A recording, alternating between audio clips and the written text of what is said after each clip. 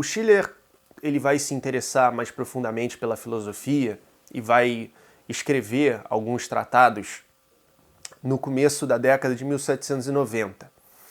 E ele vai publicar em 2 periódicos diferentes. O Neue Itália, entre 92 e 93, 1792 e 1793, e o Die Horen, As Horas, em 1795, ao lado de Goethe. E as cartas sobre a educação estética do homem, elas vão surgir a partir de uma correspondência que Schiller troca com seu mecenas, o príncipe de Augustenburg, que decidiu bancá-lo por conta da dificuldade que o poeta e filósofo tinha em se manter. E suas diversas crises de saúde em função da tuberculose faziam ele precisar sempre repousar, buscar remédios, e era difícil sustentar a sua família.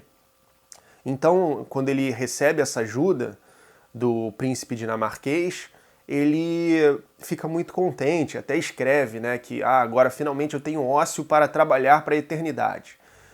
Posteriormente, né, essa correspondência com o príncipe vai ser transformada nas cartas sobre educação estética que vão ser publicadas em As Horas, né, no Die Horen. Mas, se você quiser ler as cartas originais, elas foram publicadas no Brasil com o título Cultura Estética e Liberdade, organizado pelo Ricardo Barbosa, que é um dos maiores pesquisadores de Schiller no país. Então, vamos entrar na obra.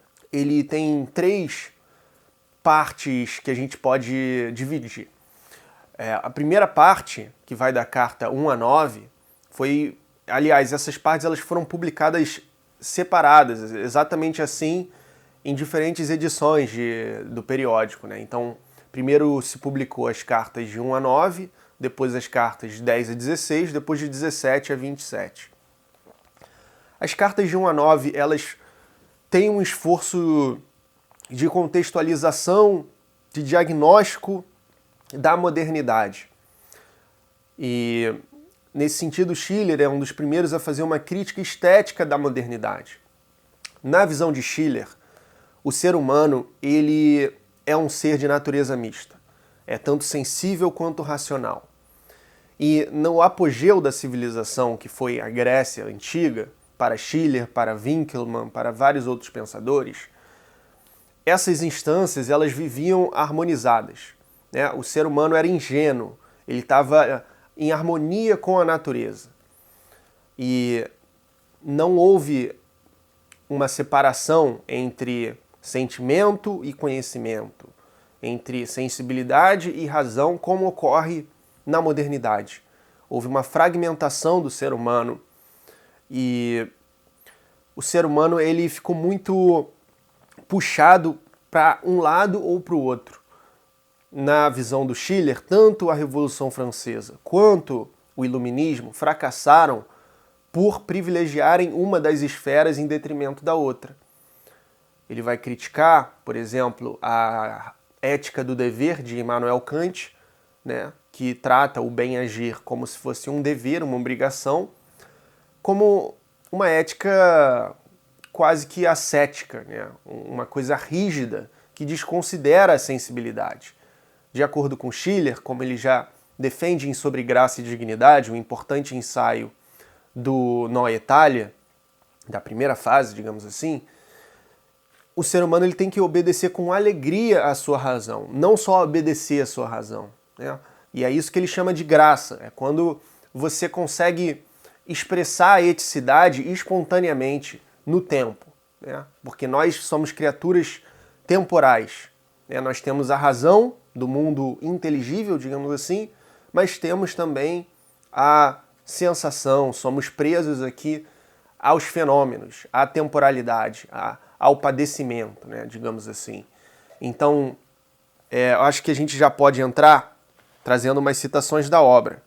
E o mais importante aqui, de acordo com Schiller, quem vai resolver esse problema, o que vai ser o ponto de partida para a resolução do problema político é justamente a estética, que é uma esfera intermediária, transitória, entre a sensibilidade e a razão.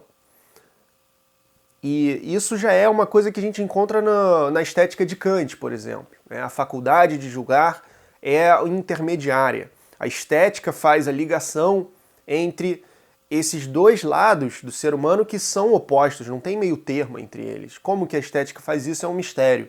Mas, por exemplo, quando você tem a experiência da beleza, você sabe que isso não é um prazer sensível nem um prazer puramente intelectual. Então tem uma mistura das duas instâncias.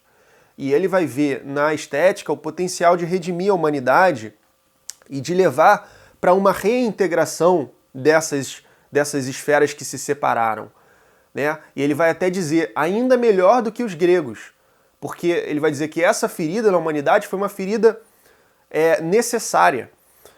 Depois que se alcançou o apogeu civilizacional, tudo que podia acontecer era uma nova separação, para depois se reunir melhor ainda, ou seja, com consciência, porque nós modernos temos o conhecimento, somos reflexivos, nós somos sentimentais e não ingênuos. E a partir disso, quando essas instâncias voltarem, recuperarem sua harmonia perdida, nós estaremos com uma sabedoria maior, com uma consciência mais plena. Nós estaremos não só harmônicos, mas também conscientes. Então, logo no final da segunda carta, Schiller diz: mostrarei que para resolver na experiência o problema político é necessário caminhar através do estético, pois é pela beleza que se vai à liberdade. E na carta 6, como eu vinha falando, ele diz: foi a própria cultura que abriu essa ferida na humanidade moderna.